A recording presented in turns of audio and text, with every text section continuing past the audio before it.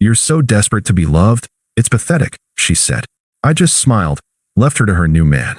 Now her friends are calling me saying he broke her and begging me to fix it. Hey viewers, before we move on to the video, please make sure to subscribe to the channel and hit the like button if you want to see more stories like this. Thanks. The moment I knew, it wasn't a sudden, earth-shattering revelation.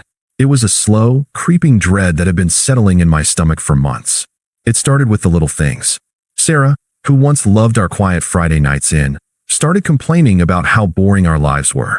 Our apartment, which we'd spent a year making a home, was too small and too suburban. She'd scroll through Instagram, a look of contempt on her face, and scoff at couples who posted about their cozy lives. Then came the comparisons.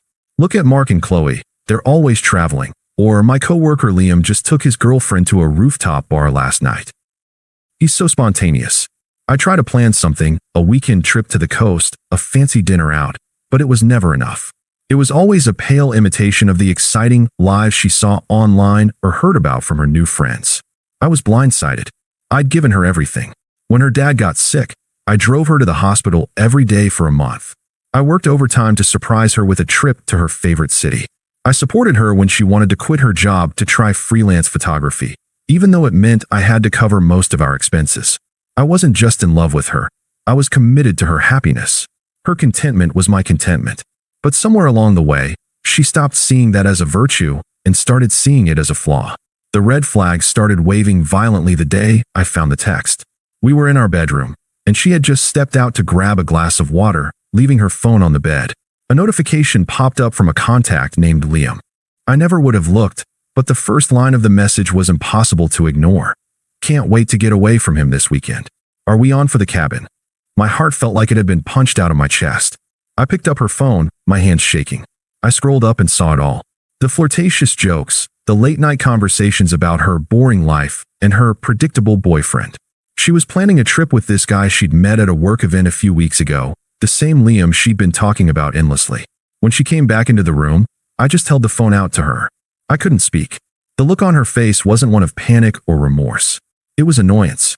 She snatched the phone back, her jaw tight. What were you doing looking at my phone? She demanded. That's a complete invasion of my privacy, Alex. My voice came out as a whisper.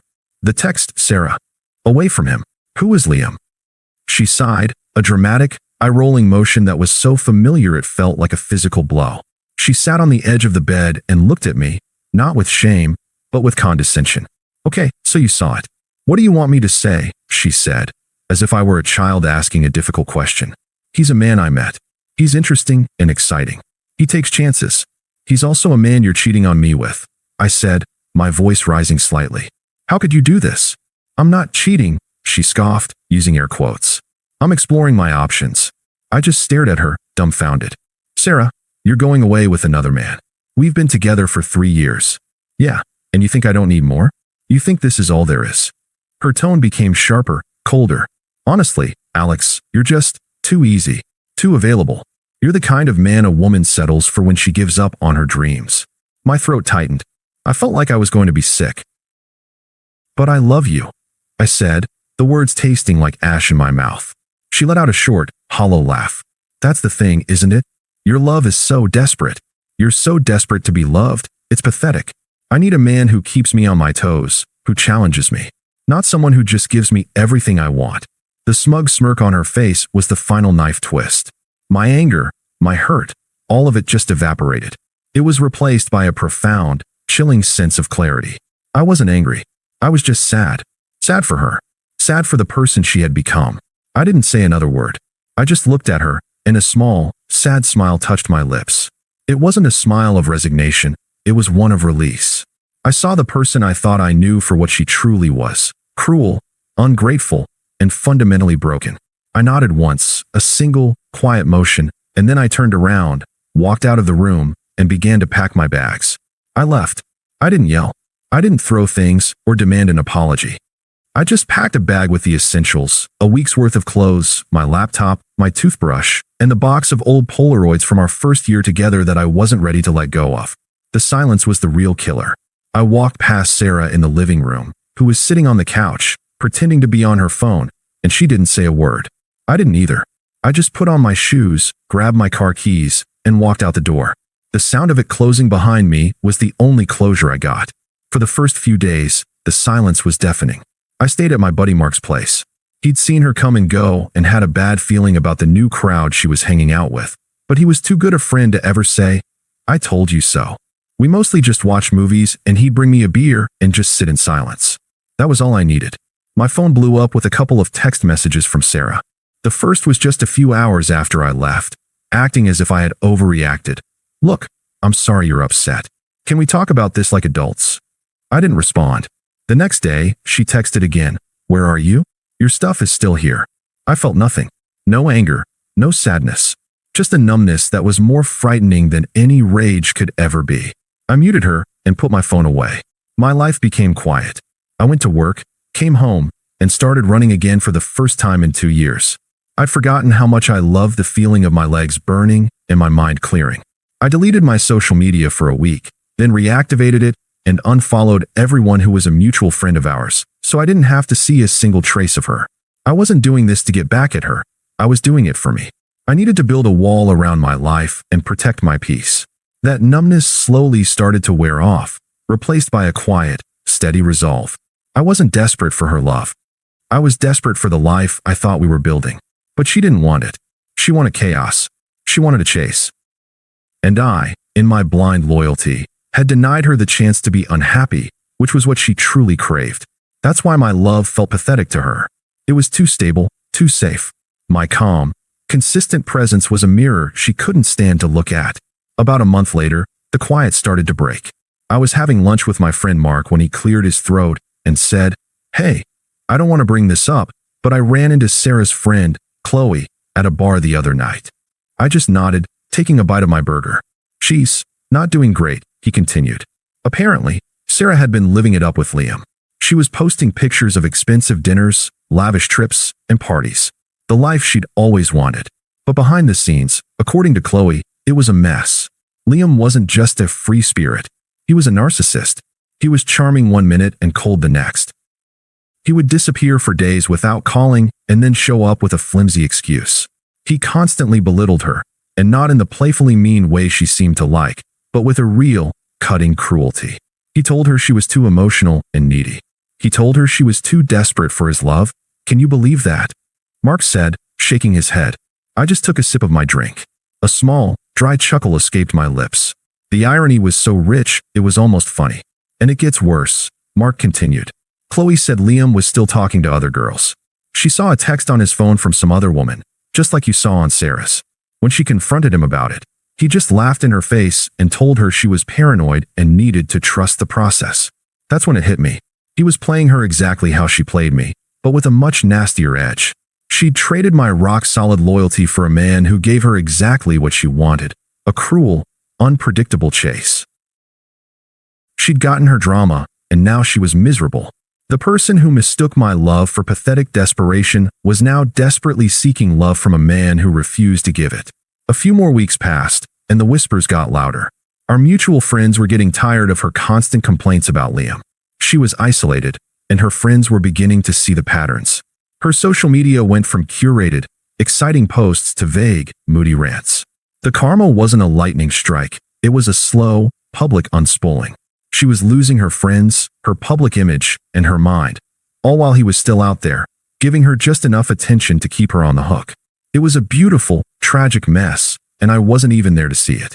All I had to do was sit back and watch from a safe distance as the life she'd wanted so badly came crashing down around her. Her attempts to reconnect with me started subtly. The first was a text, simple and innocuous. "Hey, it's Sarah. Hope you're doing well." It was the kind of text you send to a former acquaintance. I read it, felt nothing, and deleted it without responding. A few days later, she tried again. "Look, I know things were messed up. Can we please talk? I miss you." This time, I blocked her number. There was nothing to talk about. The person she was trying to talk to was gone. The person she was pretending to be in her texts was a stranger to me. The attempts escalated. I started getting calls from numbers I didn't recognize. The messages were left on my voicemail. A few of them were just her crying. Others were full of angry accusations. "Why are you ignoring me, Alex? What did I ever do to deserve this?" I'd just listen, a small, detached smile on my face, and then delete the messages. It was a perfect microcosm of our relationship. She created the problem, and I was supposed to fix it, even after she had already moved on. Then her friends got involved. I got a text from Chloe, one of the friends she'd been hanging out with. Alex, this is Chloe. Sarah is in a really bad place right now. She's been so depressed ever since things ended with Liam. She said she made a huge mistake and she really needs you.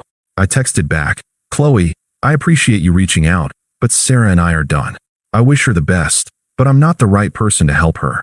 My response was polite but firm. No sympathy, no apology, just the truth. I blocked her number, too. A few days later, my phone rang with a number I didn't recognize. I answered it, and it was her mom, her voice full of concern. Alex, honey, is that you? It's so good to hear from you. Sarah is so sad. She won't talk to any of us. She says she ruined her life. She said she needs to talk to you. You're the only one who can make her happy. The sheer audacity of her family, trying to guilt me into coming back, made my blood run cold. I'm sorry, Mrs. Miller, but I'm not able to talk about this. I've moved on. She was stunned into silence, and I hung up. The final desperate attempt was when she showed up at my apartment. I hadn't changed my address yet, which was a mistake. She was standing there in a t-shirt and sweatpants, looking like a ghost of the person she used to be. Tears were streaming down her face, and her makeup was smudged. Alex, she sobbed, her voice a little girl whisper. Please, can we just talk? I'm so sorry. I miss you. I want you back. I just looked at her, and the pity was gone. I just saw her for the first time for who she was, and who she'd been all along. I just closed the door on her face. It had been 6 months since I'd last seen her. I was at my friend Mark's wedding, a beautiful ceremony under a canopy of oak trees, and I felt more at peace than I had in years. I had a new job, a new apartment, and a new perspective on life. Sarah, according to our mutual friends, was still a mess. Her parents were now calling them, begging for money to help their daughter get back on her feet. She had completely fallen apart after Liam had left her, taking her pride and her dignity with him. I was getting a drink at the bar when I saw her. She was standing in the back, talking to a few of her friends, who looked incredibly uncomfortable. The confident, smug girl I once knew was gone. Her hair was a mess, her clothes looked a few sizes too big, and her eyes were a little too red. She looked up and saw me. The smirk I once saw on her face had been replaced with a pleading look. She walked over to me, her shoulders hunched. Alex, she said, her voice a little shaky. You look so good. You look so happy. I nodded but said nothing. I just wanted to say, I'm so sorry. I was wrong. I was so wrong. I was an idiot. Liam was a monster. He was so abusive. I've been so lost. My life is a mess. She paused, waiting for a hug, a sympathetic word, an apology. She was waiting for me to be the old Alex. You told me you needed a man who kept you on your toes, I said, my voice calm, flat, and professional. It sounds like you found what you were looking for. And when you told me you were done with a man who was desperate to be loved, I realized that I wasn't just desperate. I was committed. You mistook my loyalty for neediness, and I'm glad you did. It set me free. And I was so happy I didn't stay with a person who didn't understand the difference. I took a sip of my drink, my eyes meeting hers. She looked at me, her eyes filling with tears. I miss you, she said, her voice a whisper. I miss us. You don't miss me, Sarah, I said, a small, knowing smile on my face. You miss what you thought I was, a placeholder until you found something better. You miss the person who made you feel safe, who made you feel loved, who never let you feel lonely. I looked at her, a profound sense of peace washing over me. I'm glad you don't have that anymore. I'm glad you're feeling what you needed to feel. I'm glad you're finally learning what it feels like to be unloved. I took a final sip of my drink, placed the empty glass on the bar, and walked away. I didn't look back. She was no longer a part of my story. She was just a footnote in a long, painful chapter that I had finally, truly, and completely closed. Thanks for watching. Make sure to subscribe to the channel and hit the like button. What do you think about this story? Share it in the comments.